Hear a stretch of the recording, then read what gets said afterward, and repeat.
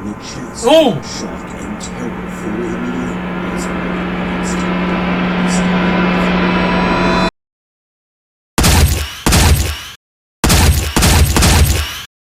every day I'm hustling. How y'all doing today? How y'all doing? I hope you enjoyed this video. Don't forget to like, share, subscribe. If you're new to the channel, make sure you join the Humble Nation. It's kind of like a mini mukbang today. I have my food. I have a bunch of food. I don't want to be, matter of fact, I'm not going to show it. I don't like to be like that unless if I consider it as a mukbang. It's still a kind of a mukbang, but me thinking about it, I think there's people out there that don't have anything to eat, and I kind of feel bad if I show my food like that. It looks, I don't know, it puts me in a weird image, but I'm not doing that. Anyways, y'all, enjoy the video and let's get to reacting. And I have a bunch of videos I'm gonna be dropping, so hey, stay tuned for it, man. Whole series coming up, but let's go. Today we're reacting to after accidentally killing their friend, these girls thought they would be spared. Let's see what we're gonna find out today, man. Make sure you like, share, subscribe, because we're gonna be reacting to a lot of videos. We're gonna be doing a lot of pop drives, even though my pop drives are gonna be a little bit delayed. We might do a couple of tutorials, and not only that though, I'm also doing a whole new series that's gonna be a big part of my channel, so stay tuned for it. I hope y'all enjoy it, and let's get into reacting. Let's go. designed to cultivate sisterly closeness. Hold on. The movie there we go. At a lively college party where we're introduced to our main Sorority Row. Jessica, Claire, 2009. Chugs. This movie sounds familiar. Not biological Sounds familiar. sisters, It but looks are familiar. members of the Theta Pi sorority, a college club designed to cultivate sisterly closeness and companionship. Amén. Together they raise a toast to their sorority house and to their bond of sisterhood. Soon after they discover a live feed of the other sorority sister Megan, who's in a nearby room with her boyfriend Garrett. As Garrett makes his move, Megan unexpectedly starts throwing up foam from her mouth. Oh! The sight of Megan in such a state alarms the girls, and they rush to her aid. Garrett panics and fumbles around. Somebody poison her? Attempt to save Megan, fearing he might lose his girlfriend. However, once Garrett exits the room, Megan springs to life and starts kissing Jessica, who is trying to help her breathe.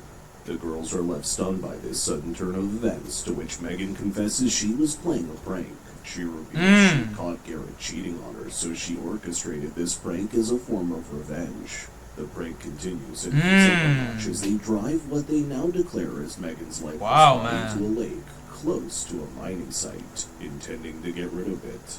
All the while, Garrett teeters on the brink of madness, which only goes to show how well their prank is working. Once they part by so basically they're thinking that, okay, I kind of know what they're doing now. The sight horrifies Garrett, who, filled with terror, dashes to one side and begins to throw up. Oh. While Jessica keeps the prank going as she pretends to ponder, trying to decide if they should throw Megan's body into the lake or cut it up into bits. Ellie joins in, hinting that if Megan's lungs are still full of air, her body might not sink, adding more terror to the prank they're playing on Garrett. With a hint of dark humor, Jessica then tells everyone to look for sharp rocks to deflate Megan's lungs. But they said, he said in the first couple of scenes that, he cheated. And they're basically doing a prank that his girlfriend is dead. In an unfortunate twist, Garrett, in a misguided attempt to deflate Megan's lungs, stabs her in the chest with a tire iron. Shock and terror fill in the air as Megan begins to die, this time for real. Amidst the chaos, Megan draws her final breath. Jessica, eager to protect their futures, persuades... Okay, now don't blame it on the guy though. Y'all were keeping on the prank saying that, oh, she's dead and this and that. So she can alert the police. Nah. She's away, the others wrap Megan's body in Cassidy's jacket and throw it down a nearby mine shaft. Now it's for real. Nah, man. She finds herself blackmailed in the I think this prank should never be done in real life, because you're gonna find out what's gonna happen later on. Their manipulative tactic works, and Cassidy remains silent. The tire iron, the weapon that accidentally ended Megan's life, is thrown into the mine pit, eradicating any remaining evidence of the terrible incident. The story then jumps. I don't think it's the guy's fault, but he did something wrong, but at the same time, it doesn't mean he needs to be dead.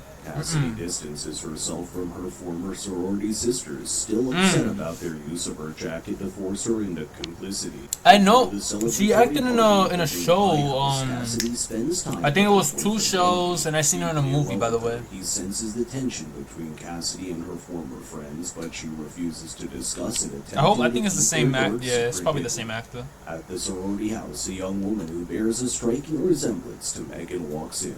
Ellie screams in fright, only to realize that the newcomer is Maggie, Megan's younger sister. Maggie expresses her desire to join the graduation party later that night. Despite her insistence, Jessica dismisses her, declining her request to be a part of the celebration. Before long, Mickey, Claire's boyfriend, and Kyle, Jessica's boyfriend, join the group. Charles announces her plan to see her doctor, hinting at the possibility of acquiring some illicit drugs from him. Before she can leave, however, the girls receive a chilling text message. It contains a photo of the tire iron used to kill Megan. The girls choose to dismiss it, assuming it to be a tasteless joke. Oh, nah. Chuck's arrived at her doctor's office. She finds it unusually empty. They're being followed now. She discovers her doctor handcuffed to a bed. He proposes a deal. He will give her the desired drugs if she provides him sexual companionship. With some hesitation, Of course he's asking for Chugs that. agrees and goes to the bathroom to get ready. While Chugs is away, the doctor senses the presence of an intruder in the hallway. Uncuffing himself to investigate, he's suddenly and fatally struck in the head with a tire iron, oddly similar to the one used in Megan's murder. Thrown I think it might be the guy. Unaware of the terrifying event, Could be. Chugs exits the bathroom, expecting to find her doctor. Thinking he might have left for an emergency, she lies down on the couch with a drink. As she begins to drink, the hooded stranger appears and forces the entire bottle down her throat and Wow. life. Back at the sorority house, Claire and Wow. Jessica discuss the weird It didn't look bad to the point that I had to blur it out, but wow. After they depart, Joanna, That was a sorority girl insane. who overheard their conversation, falls victim to the same mysterious killer, dying to the deadly tire iron. Meanwhile, descends into the basement to retrieve more drinks. As her flashlight flickers and dies, she switches on the light, revealing half of Cassidy's bloody jacket. The one that wrapped Megan's body in. Terrified, she rushes back upstairs to inform the others. Ellie spirals into panic, speculating that Megan might have returned from the You dead. can tell it's from 2009 just based on the quality. Ellie's mounting Yeah, fear, just based on the quality. discloses the Wow. group text they all receive showing a photo of the deadly tire iron. This leads them to believe that Garrett might be pulling an elaborate prank on them. Claire, however, anxiously tries to reach out to Chugs, inquiring about Garrett's whereabouts, unaware that Chugs is no longer alone. Hold on, y'all. Amid the swirling music and flashing lights on the dance floor, Claire gets into a heated argument with Mickey. He fails to recognize her discomfort and insists on dancing with her. Frustrated by Just his letting my lack of dog out. understanding, Claire throws his ring back at him and storms off. Seeing his opportunity, Mickey approaches 2 other women.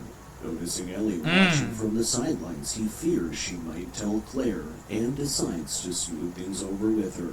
While searching for Ellie, Mickey crosses paths with the hooded killer. A brief struggle ensues, ending with Mickey dying to the fatal tire iron. Ellie, who's hiding nearby, witnesses the horrifying event. Terrified, she runs back into the heart of the party, screaming, her voice drawing the attention of her sorority sisters. After hearing Ellie's horrific account, Jessica and Cassidy decide to investigate. They discover Mickey's lifeless body along with the murder weapon. Simultaneously, That was fast. their phones ring with a new message, a text from Megan's phone. It contains a video recording of Mickey's murder and a cryptic message instructing them to meet at the location where Megan was killed. In an unusual and unsettling decision, they accept the dangerous invitation and make their way to the mine shaft. They find Garrett there clutching the other half of Cassidy's jacket and holding a shard of mirror as a makeshift weapon. Before he can attack, Jessica takes matters into her own hands and runs Garrett down. They examine his body and discover self-inflicted wounds on his wrists. Checking his phone, they realize he isn't the one sending the creepy messages. Oh. He was receiving them, just like they were. Driven by a desperate need for answers, the girls decide to lower Cassidy down into the mine shaft where they That's a bad discover idea. Megan's body. Instead of Megan's body, I feel like it's Cassidy both of finds a them's chilling faults, message but written in if it blood wasn't on that the guy, shaft wall. ooh. Theta Pi must die. Returning to the sorority. What if it was the they girl, find it though? deserted. Everyone's left for an after party. Hearing a noise from the backyard, they learn it's the jacuzzi malfunctioning. Claire decides to handle it, despite the others' advice not to venture off alone. As Claire leaves, the remaining girls receive a disturbing text from the murderer using Chugs' phone. The message cruelly informs them Chugs won't be attending the party, as she is dead. Suddenly, the tension is broken by Claire's terrified screams from outside. The plug of the hot tub is tied around her neck, dragging her back. Cassie, reacting instantly, rushes to help Claire. She sees a flare gun go off only to discover with shock and horror that it's been fired into Claire's mouth. Meanwhile, Jessica goes looking for Kyle, and to her shock, finds Maggie partially undressed on her bed about to sleep with him. Maggie knows Jessica slept with Megan's boyfriend, so in a twisted act of revenge, she... What if she knows? Nah, could be her? A struggle breaks out between them, but Cassidy steps in and breaks it up. Once they are told about the present danger, Jessica takes an emergency axe and braces herself for the killer's arrival. However, their sorority house mother, Mrs. Crenshaw, shows up dodging Jessica's clumsy axe swing and striking her across the face with a firearm. Mrs. Crenshaw mentions she's aware of the girl's wrongdoings, prompting Jessica to confess to Megan's murder in panic. But Mrs. Crenshaw is confused and clarifies she was talking about the ruined house, not the killing. This revelation leaves Maggie feeling betrayed and emotional, learning that her sister's own friends were her killers. Cassidy, however, tries to reassure Maggie, saying there's not entirely certain whether Megan is truly dead or not. Mrs. Crenshaw decides she'll confront the intruder, instructing the girls to stay in the room and contact the authorities. Unfortunately, none of them have their phones with them. Driven by hope that her sister might still be alive. Always happens. Just always. Gunshots, hoping she might find Megan. In a tense standoff, Mrs. Crenshaw attempts to shoot the hooded intruder, but repeatedly misses. As her ammunition runs out, the killer appears right in front of her. A tire iron flies towards her, missing her body, but embedding itself in the wall behind her. While Mrs. Crenshaw frantically tries to reload her gun, the killer lunges forward, shoving a table into her and causing her brutal death. Amidst the chaos, Cassidy and Jessica decide to go downstairs to they can't be the girl. Maggie's phone. Concurrently, Maggie encounters the hooded killer, believing the intruder to be Megan. She steps forward, but is met with a bottle of fire thrown in her direction, causing the house to catch flame. In the basement, Jessica and Cassidy unexpectedly... Now I'm curious, like, who is it? Jessica learns that Kyle slept with Maggie. She lunges at him in a fit of rage. However, Kyle is stronger and manages to fend her off. It's a guy? In the chaos, Cassidy manages to get a hold of Mickey's Step phone, back, hold on. We gotta go back. Flame. In the basement, Jessica and Cassidy unexpectedly find Kyle when Jessica learns that Kyle slept with Maggie. She lunges at him in a fit of rage. However, Kyle is stronger and manages to fend her off. Could be him? In the chaos, Cassidy I don't know. manages to get a hold of Mickey's phone, but is soon overpowered by There's like a Kyle. Scream movie, but... Jessica jumps in to assist Cassidy by striking Kyle with the flat end of her axe, but Kyle effortlessly wrests the axe from her grasp.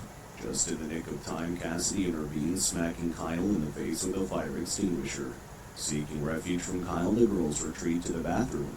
To their horror, they discover Megan's decomposing body hanging in the shower. As Jessica tries to listen through the door for any sign of Kyle, he strikes the door with his axe, the impact knocking her unconscious. No. Kyle forces his way into the bathroom while Cassidy attempts to escape, but he catches up to her.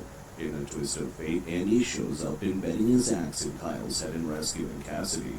When Jessica regains consciousness and steps outside, she sees Andy with the infamous tire iron. Cassidy notices this as well, the realization dawning on them that Andy has been the hooded intruder and killer.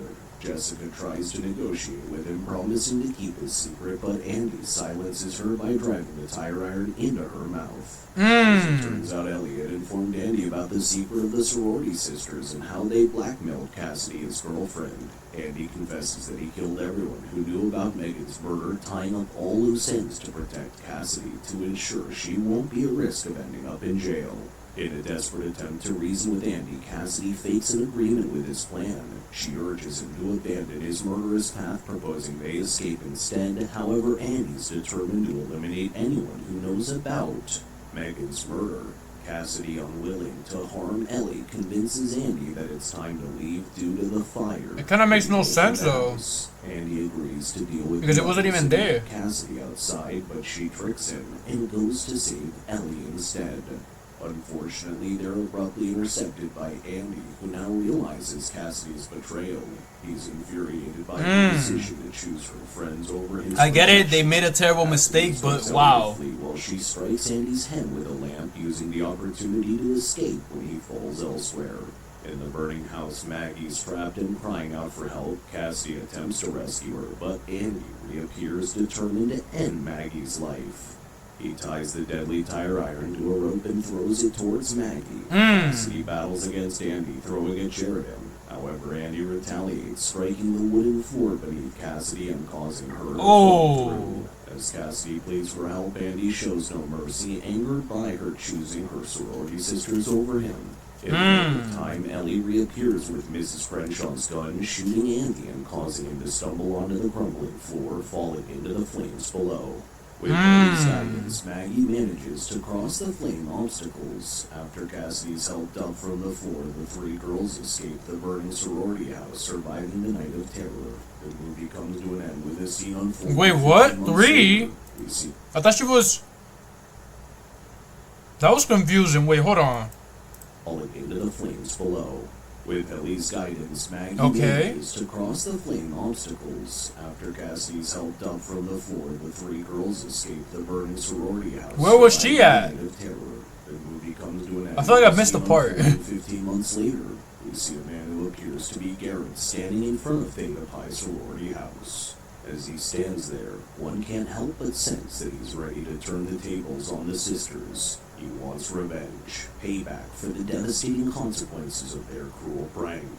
It seems like the once harmless boyfriend is now a man with a mission prepared to bring about justice, or at least his own version of it, against those who turn his life into a nightmare.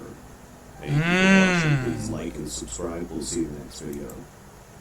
I'm gonna blur these two movies out, but hey y'all, I hope y'all enjoyed the video. Don't forget to like, share, subscribe. Y'all know what to do, man. If you're new to the channel, make sure you join the Humble Nation. But it was pretty much a little bit confusing for me, unless I was kind of paying attention even more, because I was paying attention. But one thing is, where was that girl at? Like, where was she this whole entire time? Like, was she knocked out? Was she hiding? Because I know, what's it called? The other girl was about to escape with the guy, but at the same time, she had intentions to not to. But it was pretty much a little bit confusing because I know the other girl was knocked out, but where did the other one come from? I'm gonna have to replay this one more time or so, but hey, wow, I can't say too much, but enjoy the video, y'all. I hope y'all enjoyed it, but wow, I keep messing up and I have food in my mouth. But hey, enjoy the video. And if y'all enjoyed the video, make sure you like, share, subscribe. You know what to do, man. And let's keep reacting to more videos, y'all. Let's go.